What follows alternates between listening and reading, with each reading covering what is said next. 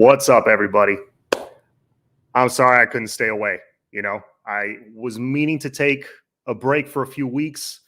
I'll be honest, the results of this season had a little bit to do with that, but it's FSU week. I couldn't stay away. I was having a little bit of FOMO. I was seeing all the other content creators doing their thing this week, having great interviews, and I was like, man, I got to get in on this. It's too important of a week. It's FSU week.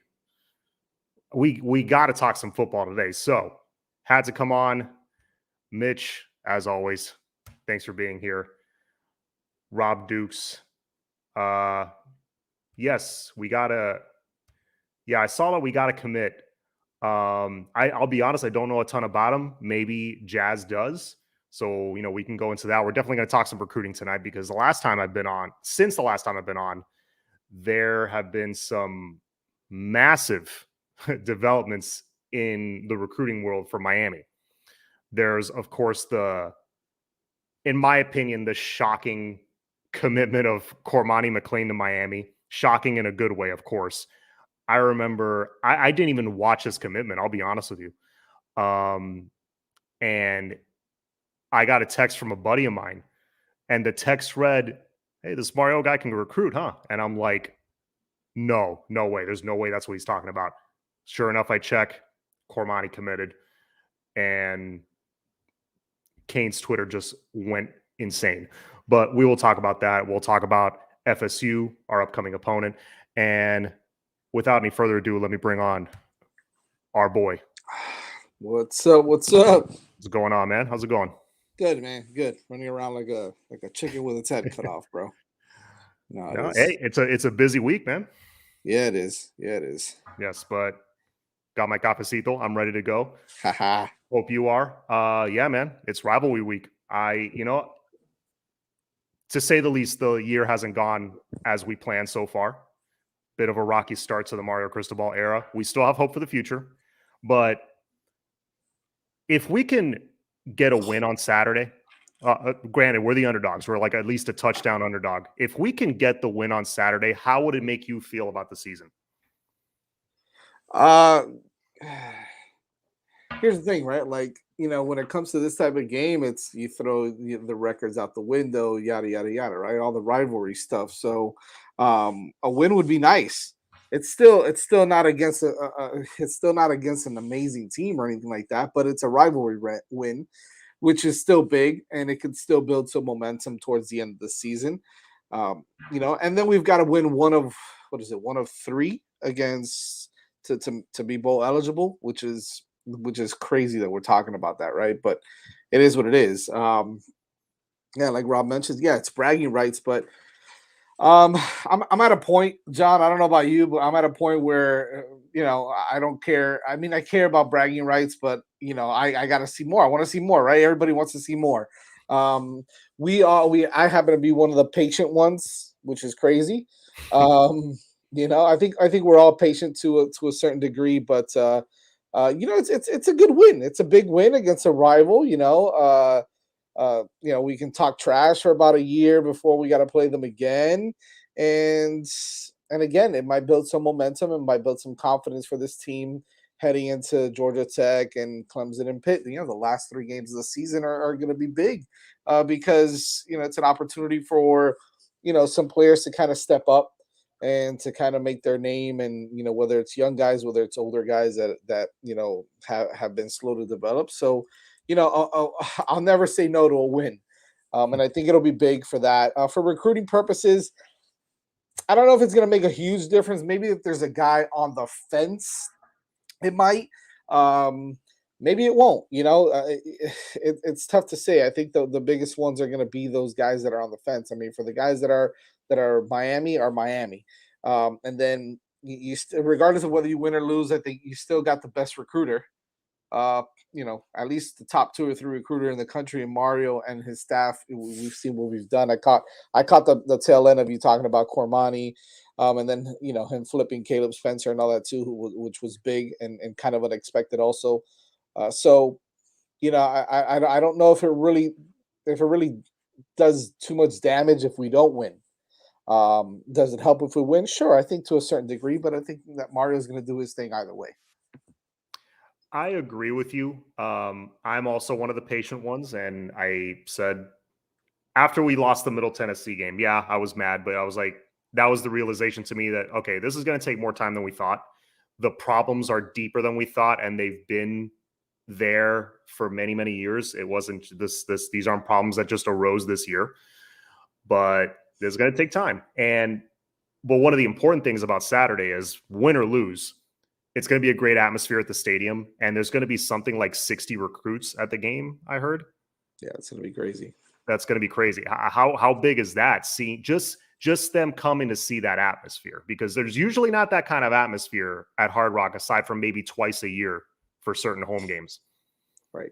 Yeah, that look, in that aspect, it's awesome for the recruits because they, like you said, they come in and they're going to be catered. I mean, the setup that they have outside for F1, that's still there, right? Those tents and the little structures and stuff that's a huge thing for them, recruiting wise, because they can kind of accommodate all the guys there.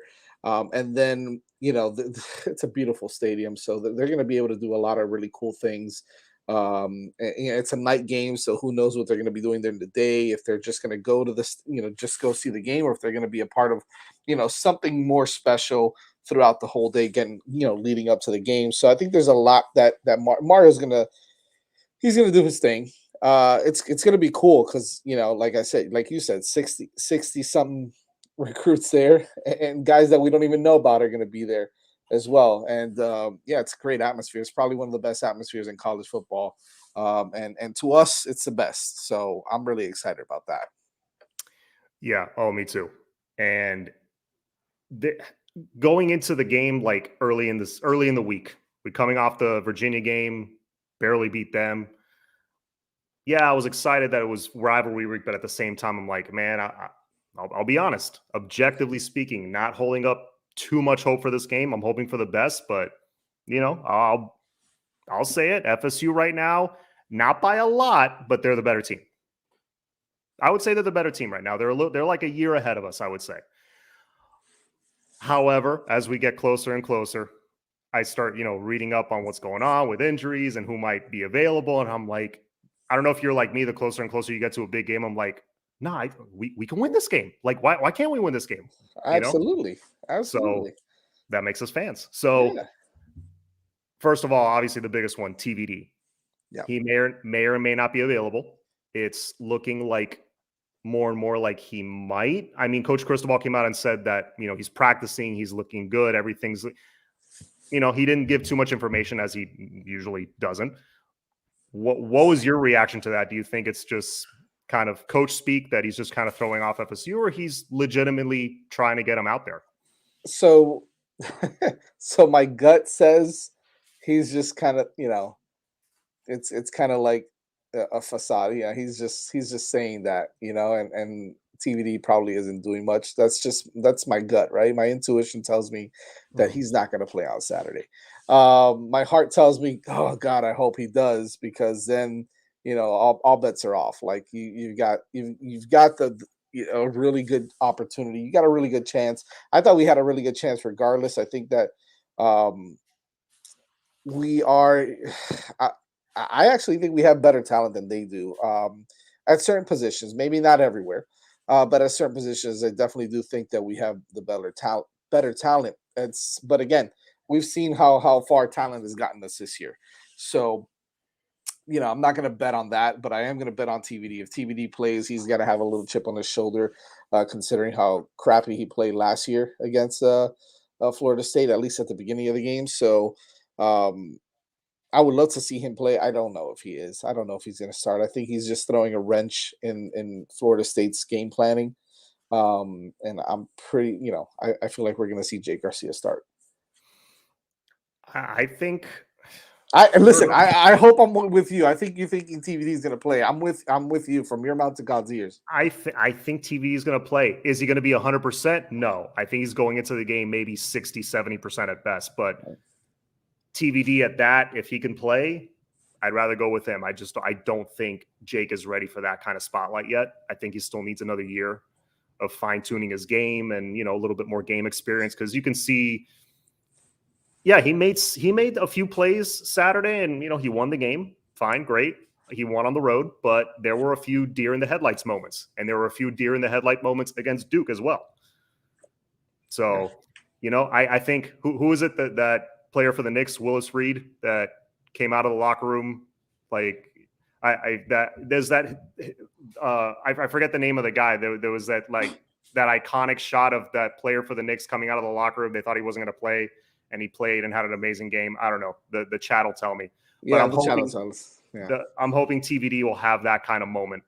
And that'll be crazy. That stadium will erupt. And someone mentioned here Notre Dame 2017. I think because of Mario Cristobal is going to be just as loud. Oh yeah, dude. I've argued this with people. It's like, you don't understand. Miami's a little different in the sense that you pack like 40,000 of us in the stadium. Mind you, it's like 2/3 full, but 40,000 of us are loud. I don't know what it is about Miami fans. We're just louder. Two of us are loud. Two of us are loud. Exactly. Yeah. Chris Gahn saying, yeah, great point. We got to contain Jordan Travis.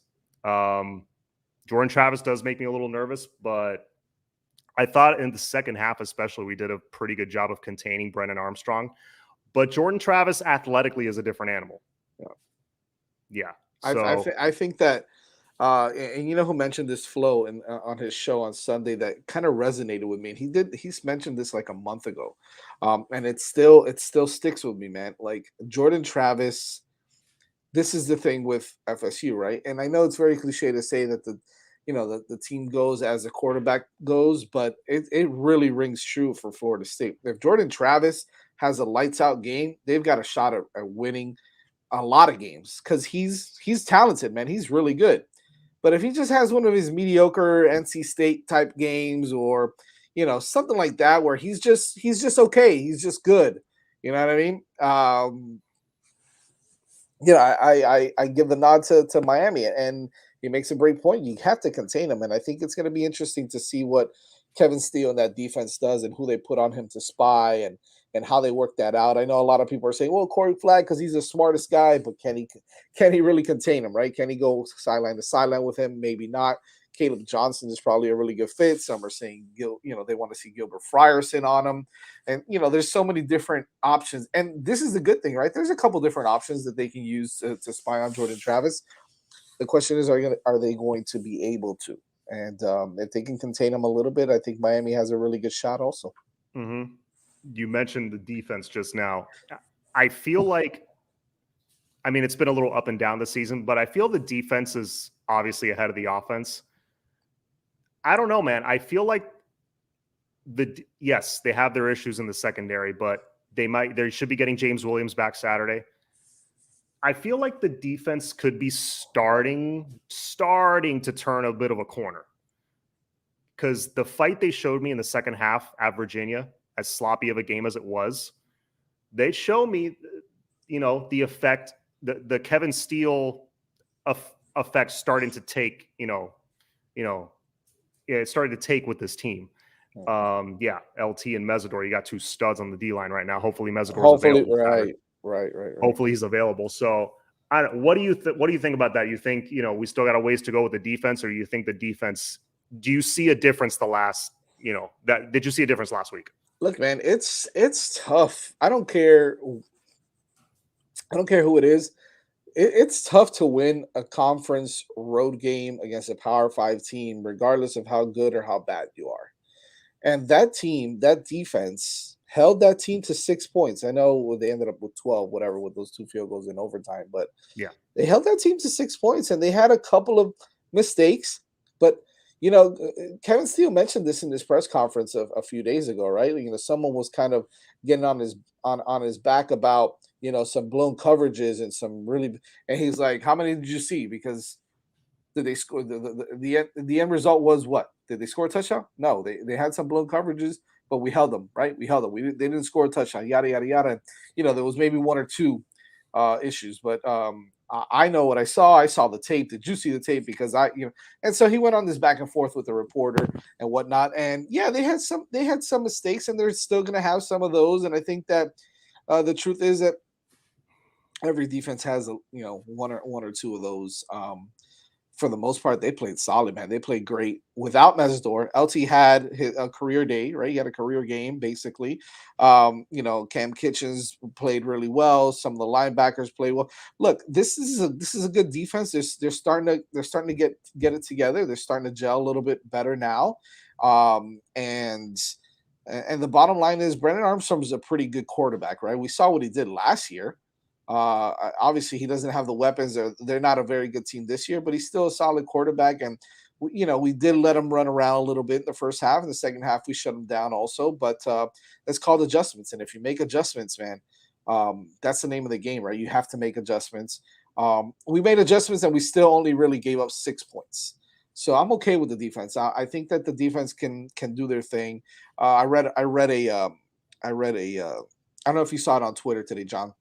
There was the top five cornerbacks in the country in man-to-man coverage, right? They put a percentage point on them or whatever. And in that top 5 was Tyreek Stevenson. So for everything that we talk about, Tyreek not being able to do this, that, and the other, or not having his best season, he's still one of the top cornerbacks. I saw someone a couple weeks ago put him in the first round, and I know that might be a stretch for a lot of people, but they're still talking about him that way. He's still playing, I think, pretty good. Daryl Porter is stepping up now as well. So yeah, I think I'm okay with the defense, man. The defense they might give up some points, they might give up some yards here and there, but for the most part, here's the problem, right, John? I would assume you're going to agree with this. If you leave the defense on the field long enough and you don't put up points and the offense doesn't move the football, at some point the defense is going to break down.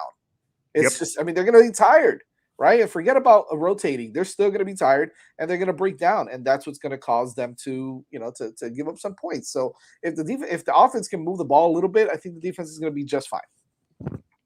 Agreed. And speaking of that, is there anything on offense in particular you'd like to see? Like maybe something we haven't seen this season from Coach Gaddis? Maybe a little wrinkle, maybe, something a little different you like to see, or would you like to see some of the same stuff he's doing, just executed better? Yeah, we've been talking about this ad nauseum, man. It's about execution for me. I get it. Gaddis has made his mistakes. He has, right? And he'll own up to it, and he'll probably say the same thing. He hasn't been great in the red zone. Red zone efficiency has been bad, but the execution has been bad as well. I don't blame him going on fourth down, going for it, and running the ball. Because come on, man, you got to get 1 yard. 1 yard, yeah. You got to get 1 freaking yard. You know what I mean? So there's been times where you see the tape again, you run it over, and you run it again, and you see players wide open and quarterbacks not getting the ball. The offensive line has been an issue at times. So there's only so much you can do at times. And he's been able to try his best to scheme up certain plays and certain things, but he's also made some mistakes. I get it. What I want to see is better execution. And to be honest with you, from an offensive standpoint, if it's going to be Jake Garcia, I think he's going to look that win, believe it or not, as ugly as it was, I think instilled some confidence in him moving forward, right? He made the game-winning play, and he led his team to victory. Maybe gives him a little more confidence to be able to get the ball to his receivers a little bit more accurately, more efficiently. Everybody has to step up. The offensive line played a little bit better last week, right? Henry Parrish did his thing as usual. So I think that for me, the biggest thing I want to see is execution from the players. Gaddis, yeah, he's going to have to drop some, I don't want to say some trick plays, some gimmicky plays, but he's going to have to do something different to kind of catch these guys off guard. But for me, it's about the play. Look, Rooster's going to have to step up. If he gets his opportunity, he's going to have to step up and become a man out there and do his thing, because quite honestly, obviously, he leaves a lot to be desired this season. He hasn't really played to his potential. So it's about him. It's about some of the wide receivers getting back in the groove of things. And X is back. Get him involved. Get him the ball. Yeah. I want to see some more Brashard Smith. Oh yeah, he's another one that disappeared the last couple games, right? Yeah, and I thought they were going to use him a lot more in the Virginia game, because remember the opening kickoff, he took it to like the 35-yard line. I'm like, oh, this is the Brashard Smith game. I've been waiting for that, because he's got elite speed. When he burned that corner those two corners against Virginia Tech last year. In the rain, TVD makes the throw from the opposite hash, and I'm like, oh boy, I'm not saying he's as good as Percy Harvin or Debo Samuel, something like that, but that's our Debo Samuel type of player. I like to see more of him. I like to see more screens out of the backfield. Gaddis almost never does those. I don't know why. I like to see us spread it out a little more so the quarterback can kind of see the blitz coming. Right.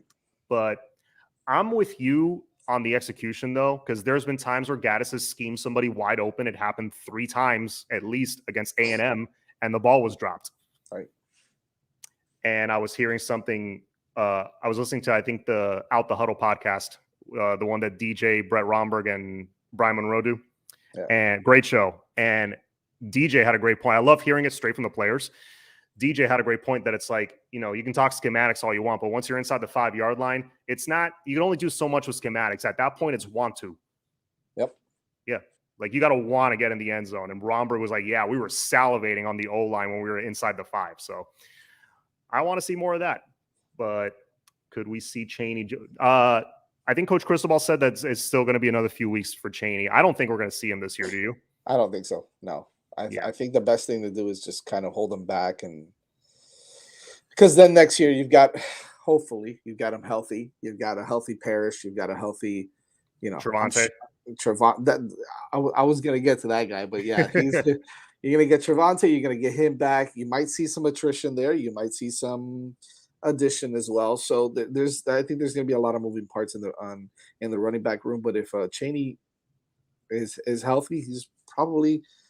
He could be potentially our top back. So I think I need to see him healthy before see him out there. Like if the team's like 10-1 or like 9-2 or something, yeah, hey, maybe you throw him out there and get him some burn. But right now, what are you going to sacrifice? You're going to sacrifice him to get hurt again, and I wouldn't do it.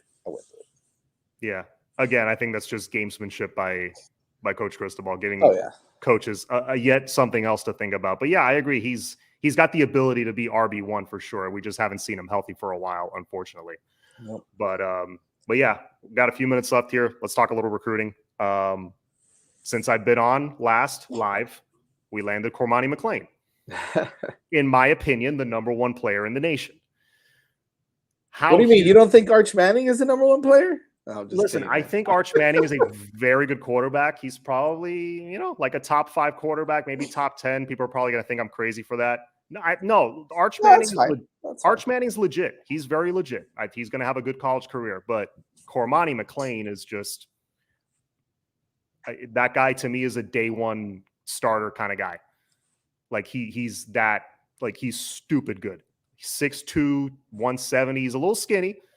Little light in the butt, but he'll hit the weights. He'll be fine. But had like 19 interceptions in 2 years or something insane like that. Yeah. He's ridiculous. I mean, for many reasons, getting him is big. But what was your reaction? And what do you think moving forward this means for us? Well, so I was already kind of conceding the fact that he was going to go to Alabama or Florida, right? So I was just like, me too. I knew he was going to commit at some point this week or last week, whenever it was. But when I saw it, the first thing I did was text Max. I'm like, is this legit? Like, that's exactly what I wrote to him. Is this legit? And Max was like, what are you talking about, man? I'm working. And I forget that he's in California, right? So it's like 3 hours ahead. Oh, so he's still at work. And I'm like, is this legit? He's like, what are you talking about? I go, the Cormani news. And he didn't even answer back. So I guarantee you, he's like, I'm going to go to work on this right now. And then I text Flo and I'm like, Flo, what the hell's going on here? And I think Flo's in Colorado or something. So Flo's like, what are you talking about? I'm like, nobody knows. What is Man, it? even me, I thought I was the only one that didn't know right away. Yeah. I was like, what's going on here? So, I was surprised. Very happily surprised, right? Like, obviously, number 2 player in the nation, number 1 cornerback. That's a position that we definitely need, right? I know we've got some young talent come, in the 3 guys that we got this past recruiting class. But yeah, come on, man, Cormani McClain. Yeah, let's go. Like, I was excited. I was excited about that. I was, and then when I heard that it was all, it was Cristobal and DVD, and I was like, ooh. You boys better put DVD on the field next year. If not, he's gone. because he's going to get a lot. He's going to get a lot of attention now. So yeah, great job by the coaching staff to pull him in and to get him committed. And I think that that's huge. That was just it was unbelievable, unbelievable. Massive. And Mario ain't letting DVD go. There's no way. There's no chance he can't. No way. This is how you impress Mario, and I'm sure he is impressed. Oh yeah. And then we get this kid Caleb a couple days later. Momentum. Then Damari Brown starts crystal balling to Miami. Some of us thought he was committing yesterday. Very cryptic tweet he sent out, and then it was just his top 4.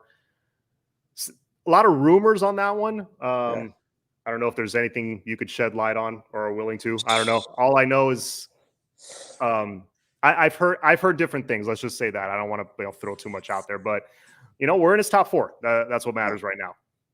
Yeah, it's gonna be interesting. I think with him and Desmond Ricks still out there as well. Mm-hmm. Antoine Jackson. Jackson reclassified. Wasn't there another kid that's reclassifying as well? There's another kid that's reclassifying. From 24 to 23. Or 25. I don't know. Anyways, 25 to 24. Yeah. 25 to 24. Yes. Mm-hmm. 25 to 24. Another safety or cornerback or something like that. But yeah, I mean, Caleb Spencer is another one that's I think a little bit under the radar. Look, I know everybody says this, but when Brent Venables wants you on his defense, that's what I said. Like you got to pay attention to that man, right? Mm-hmm. So to pull a guy away from Venables, number one, and then like when's the last time we spoke about Miami flipping a commit from Oklahoma? Like what?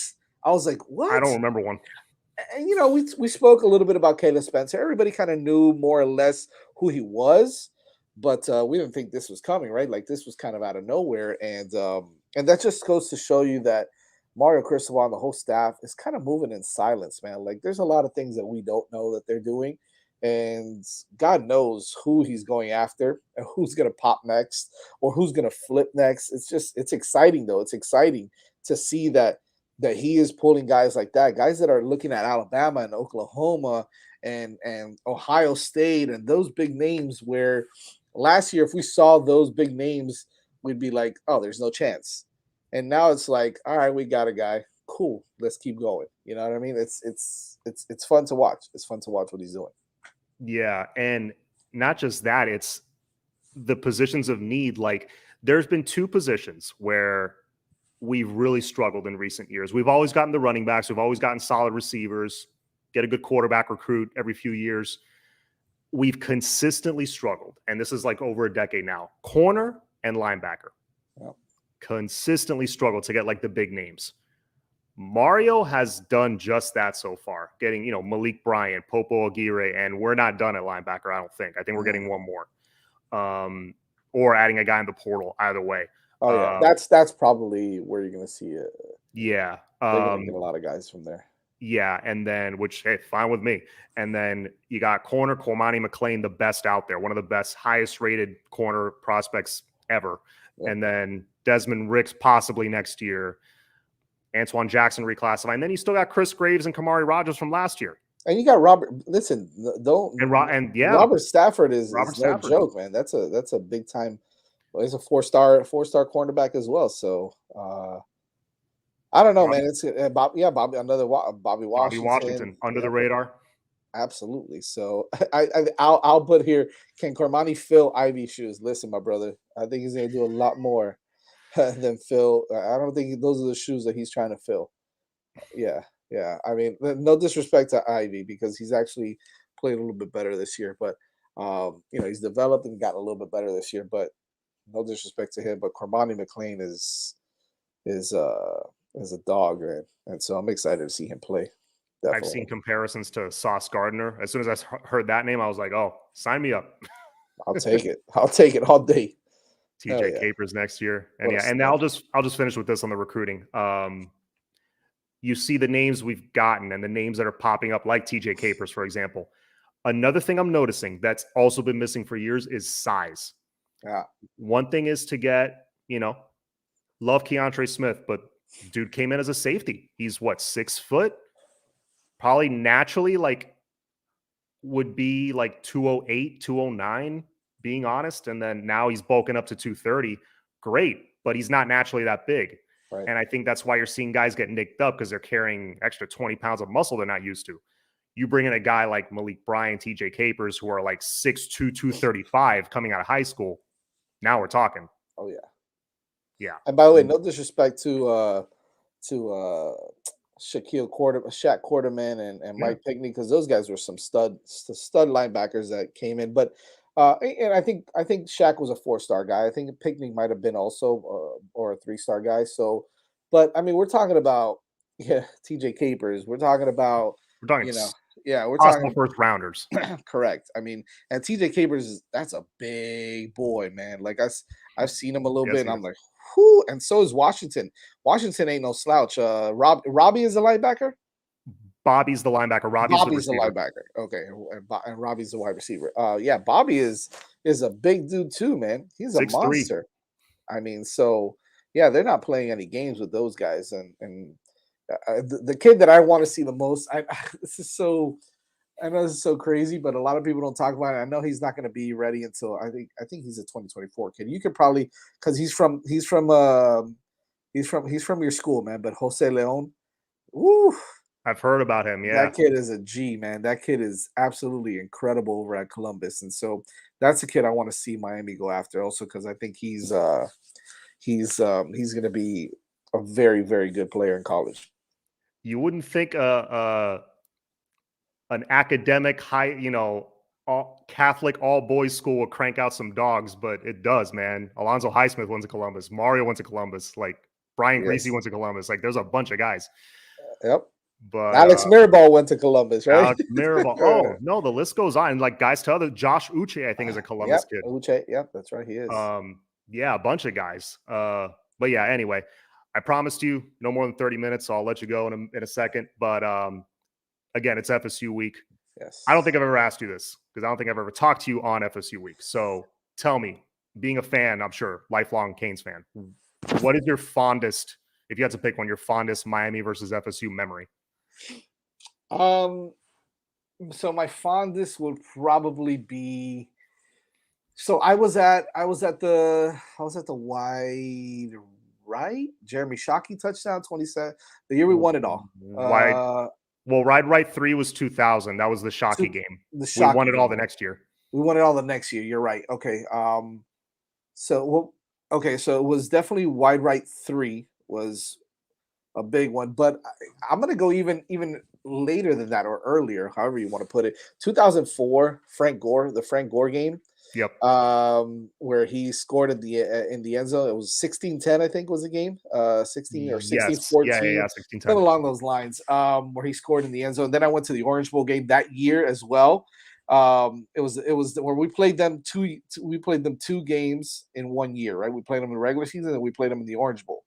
It was 2 games in a row, actually. The Orange Bowl for the 03 season on January 1st. And then it was 04. And then the season opener 9 months later. Yep. So those 2 games are probably one of my fondest memories, because it was exciting. It was Frank Gore in one game, and the other game it was fun. It was the Orange Bowl game, so it was fun. Those are some of my fondest memories. But all of them are, man. 2017 Malik Rozier to Daryl Langham. How can that not be one of your fondest memories? Right? Did you go to that game or no? No, I didn't go to that game. You know which one I did go to? That was one of my fondest memories. You're gonna laugh, man. It was 2009. Kirby Freeman and Dietrich Epps in the end zone in Doak Campbell, and we all just went crazy. That's like I remember worst. them showing the UM fan section. Yeah. You guys were going crazy. Yeah, that was like the worst Miami Hurricanes team. Oh yeah, ever. That was their last win. They didn't play again after that. Oh my god, it was so bad. But we won that game, and Kirby Freeman threw a touchdown that game. So that was fun too. Yeah. Good times. Yeah. Oh, he brings up one of my fondest ones. 2002, the McGahee screen pass. That he went like 60-something yards or even more. My god. Oh yeah, that was fun. Yep. Yeah, because we were like, wide right 3 is probably number 1 for me, because it was my first football game ever. Right. And I was so young at the time. But 2002, I was in high school already. And we were like down a couple touchdowns in that game. We're chipping away in that screen pass. We were still down. He didn't score on that play, but that screen pass, The stadium erupted. We're like, we're winning this game. It's over. Oh yeah. Oh yeah. 04, I was a senior in Columbus. I remember it was a Friday night game. So like a good chunk of the student bodies like running to the locker and running to their car because they were going to go tailgate. That was a fun one. And another one that was a fun one, a more recent one, 2018, the comeback. Oh The yeah. N'Kosi Perry comeback. N'Kosi Perry. Yeah, we're down 27-7, right? Oh my God, 27-7. And then Sheldrick Redwine gets that sack strip, and I'm like, I don't know. I have a weird feeling. I feel like we have a chance. He gets the strip, and then Cager he fights for the ball and gets the touchdown. I'm like, I didn't want to say it out loud, but I'm like, I think we got this. I have a feeling. And then Pinckney, I think, gets an interception like on the next play. I'm like, over. We got it. That's it. Let's do it. It's over. Speaking of interceptions, the Sean Taylor rain game that Chris is talking about here. Oh, yeah. Rob, I mean, he jumps over someone, dives in the end zone on that pick six. Yeah, that was classic, man. There's a lot to pick up. Ja'Cory Harris to Travis Benjamin. Yeah, I mean, the list goes on and on and on. Yeah, man. The list goes on. And I remember watching the rain game because I was 03.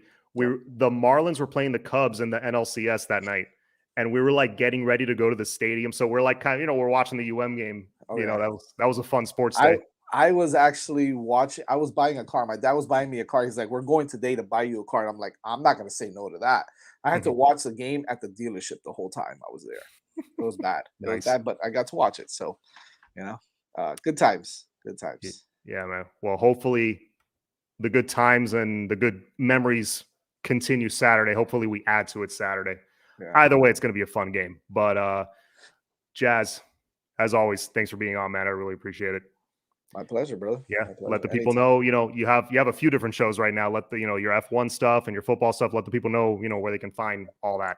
Listen, man, the F1 season is too damn long. If you ask me, I'm exhausted already. We only got 2 races left. So that show's on Wednesday nights on the 5 Reasons Sports network at 9 p.m. It's called Hitting the Apex. But you can catch us if you want Hurricane content.